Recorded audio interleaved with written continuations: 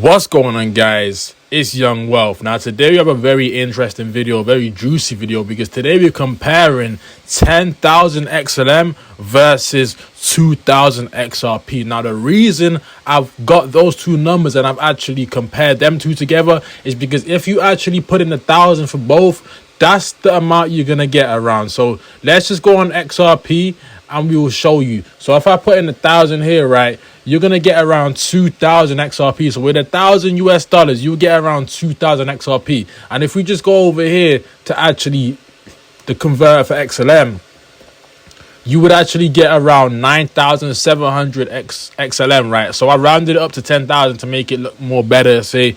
So with that being said, guys, let's just get straight into it, okay? Now, we have to understand, as you can see, XLM right now is down 1% on the daily. If we go to the monthly, let's see if it's up or down. Right now, it's down 14%. Now, if you look on XRP's daily, we can see it's only down 5%, so it's kind of holding up a lot stronger than XLM. So I want you guys to understand that it's a very, very difficult question to answer because they're both great projects. Now, guys, if you don't know the difference between XLM and XRP, I'm going to give you guys a quick description over here. Now, I typed in what's the difference between XLM and XRP. Now, Ripple and XLP and XLM are two valuable cryptocurrencies that support transfer of currency between parties and borders. But while Stellar is open to the public, Ripple is mainly for banks and financial institutions. Now, with that being said, guys, it makes it very tricky to compare the two because one of them is aiming for the big banks, okay? Now, when you're talking about the big banks, you're talking about trillions of dollars in assets, okay? Trillions of dollars in circulation. This is crazy, guys. That's why XRP is such a great coin, because it's aiming to work for the banks that are working with billions and trillions of dollars, okay? But at the other hand, XLM is working with the public. Now, that means like small transfers, but you have to understand the public, if you add up every transfer in the public, it's probably in the trillions too. So you have to understand they're both working with huge sectors, okay? They're working with huge sectors. So I want to get to this spreadsheet I did over here. Now, this video, it's mainly about making money, okay? It's not about what's the better in terms of technology. We're going to get down to the what's the best one for making money. And it's a difficult question to answer. But let's just get into something I compared right now. When I went on the all-time graph, right, on CoinMarketCap, and for Stellar as well, XLM and Stellar, XRP and Stellar, I actually got two of the exact dates where they were damn near at their bottom for that year, right? So it was from March the 12th, okay, in 2020 to May the 19th of 2021. Now, believe it or not, guys, these two coins hit their peaks in 2021 at the same date. This is why it's so great to compare these coins, because they're going to have such similar movements. You need to know which one's going to make you more money right now. I actually went ahead and I got the two dates and the two pinpoints. Now, they were at the bottom at damn near the same time, and they hit the tops at damn near the same time. So XRP actually went from 14 cents to $1.59, okay? And that equals an 11x. Now, within that date, XLM actually went from 3.3 cents to 64 cents, which is a 19x, okay? So XRP did an 11x and XLM did a 19x, which is quite a big difference. But at the same time, bear in mind, this is CoinMarketCap. So this price point, they might not be exactly right, okay? But for intangible, they're symmetrical, because if we're comparing it on one app, it's better, okay? So they might not be exactly the right prices, but that's what I came up with from the CoinMarketCap app, okay? Now, you have to understand, guys, that 2,000 XRP would have equaled $3,180, okay? And if you had 10,000 XLM instead, you would have had $6,400. So you can see that's a big difference. It's actually a double. Now, you have to understand something very important about this, guys, that XLM was not in a lawsuit. At this given time, XRP was going through a lawsuit. So the fact that it did an 11x going through a lawsuit, that's insane. Now, that's pretty much a big deal, because you have to understand, if it could do that in a lawsuit, what can it do without the lawsuit?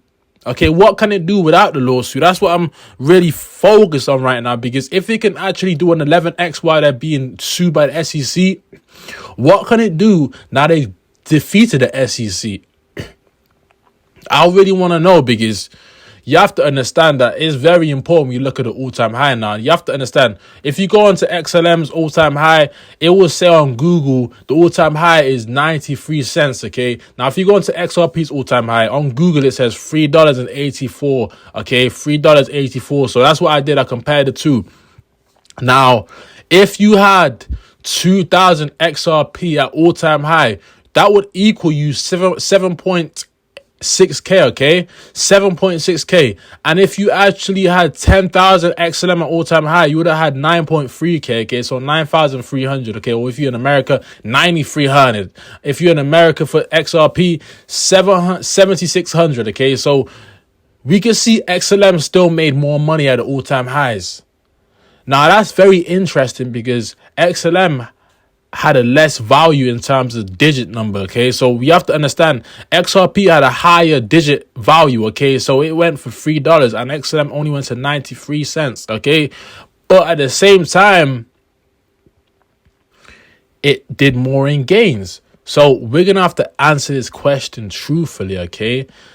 Now, for me, I'm going to hold both regardless. But if I had to hold one over the other, if I had to hold 10,000 XLM or 2,000 XRP, now bear in mind, they're both $1,000 worth, okay? So if you put 1,000 in right now, this is the amount you're going to get off one of the other, okay? So if I had 1,000 to invest right now, this is not financial advice. This is just my opinion. Don't follow my opinion. Make your own opinion. Do your own research, okay? I'm going with XLM. And the reason I'm going with XLM is because I feel like if you just look at the chart real quick, and we look at over here, we could go to the market cap. Where's the market cap at? Over here. So the market cap right now is only 2.8 billion, okay? When you look at XRP's market cap, and we go real quick over here, we can see that it's already 25 billion, okay? So for it to move, it's going to take a lot more. It's going to take a lot more catalyst, a lot more volume to move it. You have to understand, XLM is still in its infant stages, I feel like. I feel like it's not even at a $25 million market cap like XRP is. And I feel like in the next bull run, it can possibly go to $25 million in market cap. So sorry, guys. I know I might get a lot of comments saying XRP is better than XLM.